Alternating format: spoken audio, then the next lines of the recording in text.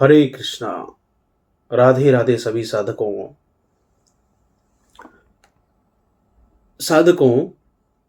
आप एक चीज देखना, आज के समाज में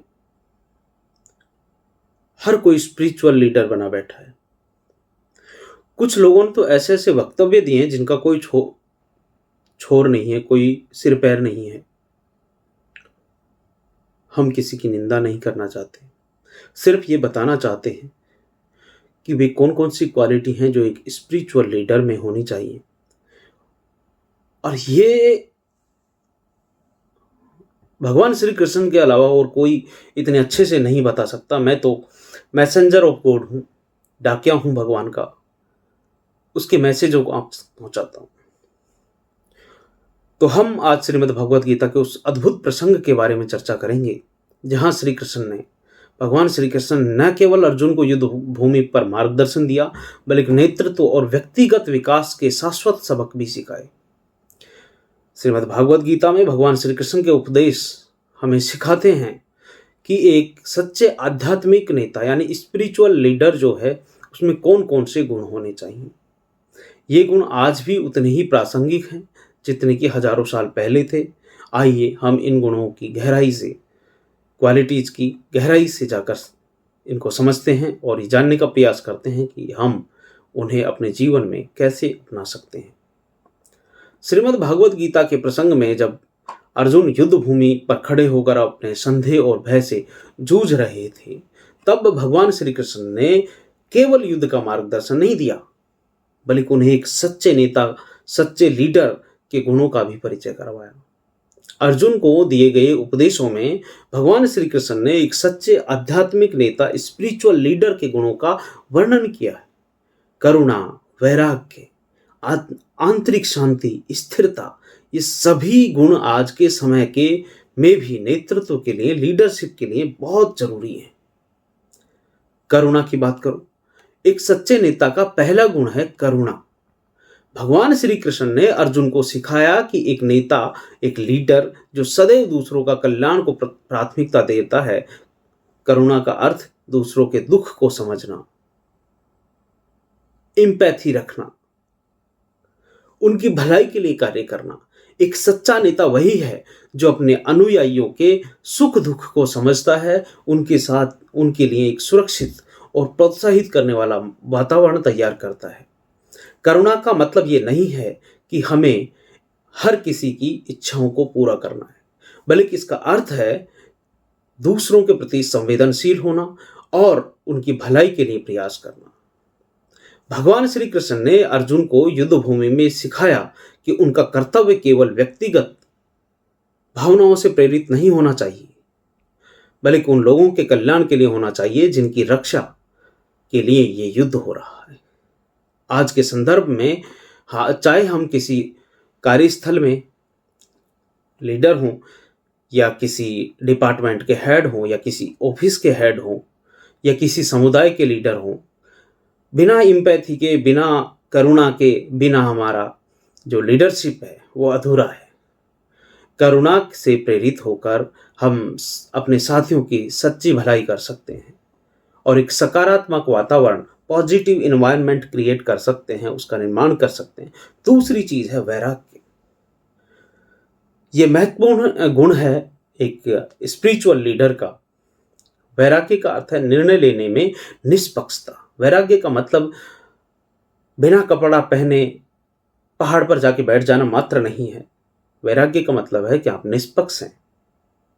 गांव में पहले पंच पटेल होते थे, उनकी इस बात से इज्जत होती थी कि वो कितने निष्पक्ष हैं, कितने निष्पक्ष भाव से न्याय कर पाते हैं। और यही एक स्पिरिचुअल लीडर में, एक ऑफिस के बॉस में ये चीजें होनी चाहिए। वैराग्य का अर्थ है निर्णय लेने में निष्पक्षता और व्यक्तिगत इच्छाओं से मुक्त होना।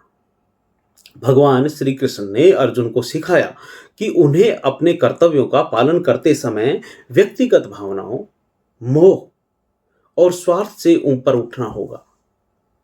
ये वैराग्य का सिद्धांत आज के नेताओं के लिए अत्यंत महत्वपूर्ण है, आज के लीडर्स के लिए बहुत जरूरी है।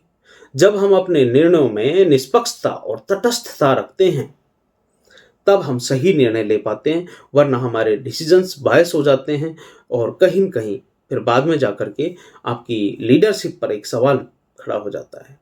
वैराग्य का मतलब उदासीन होना नहीं है, बल्कि ये हमारे निर्णयों को व्यक्तिगत जो पूर्वाग्रह हैं, जो बायसेस हैं और अहंकार जो है, उससे मुक्त करने का एक तरीका है।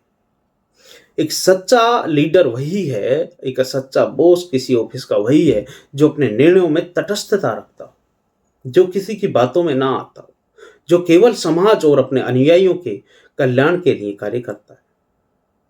वैराग्य हमें अपने अहंकार और स्वार्थ से मुक्त करता है, हमें सही दिशा में कार्य करने के लिए प्रेरित करता है। जब हम अपने व्यक्तिगत हितों को छोड़ करके समाज के हित में कार्य करते हैं, तब हमारा नेतृत्व और भी अधिक प्रभावशाली हो जाता है। आंतरिक शक्ति, तीसरा है आंतरिक शक्ति, यानी कि अंदर की ऊर्जा। ये बहुत महत्वपूर्ण है।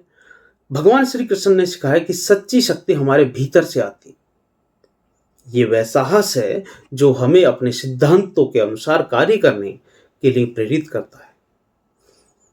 ये वह साहस है जो हमें सिद्धांतों के अनुसार कार्य करने के लिए प्रेरित करता है, भले ही वह पथ कितना भी कठिन क्यों ना हो। आंतरिक शक्ति का अर्थ है अपने मूल्यों और आदर्शों के प्रति दृढ़ होना, चाहे परिस्थितियां कितनी भी विपरीत हों।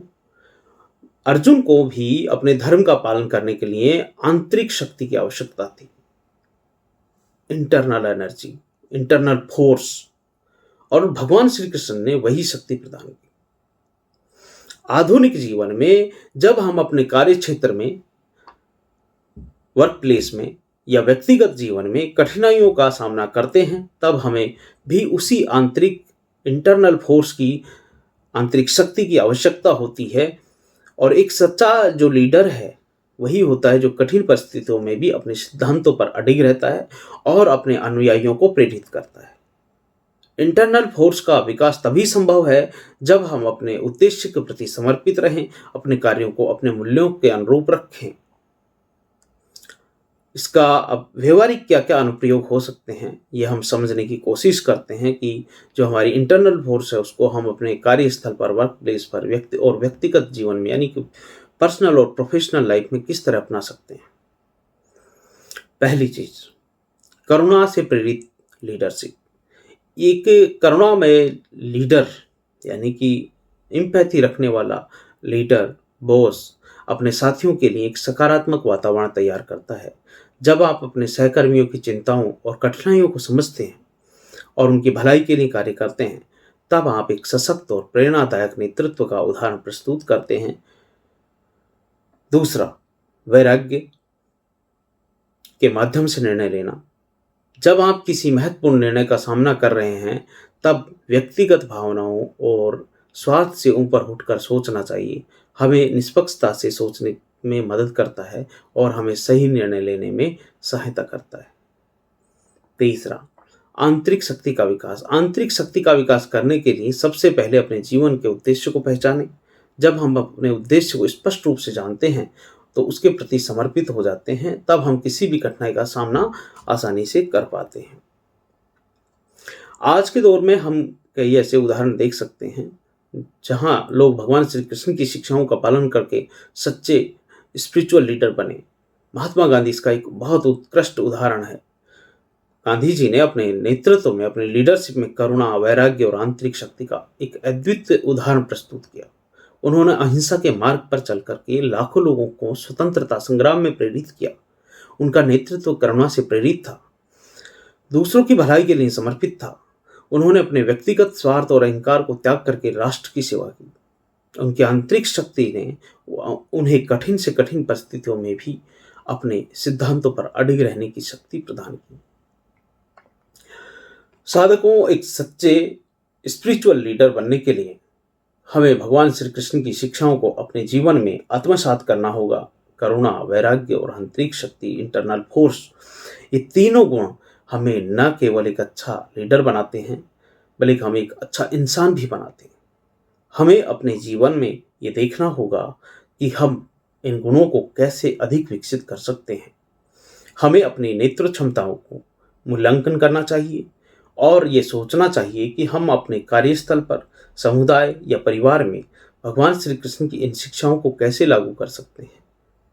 मैं आप सभी से आग्रह करता हूं कि आप अपने जीवन में इन गुणों को अपनाने का प्रयास करें।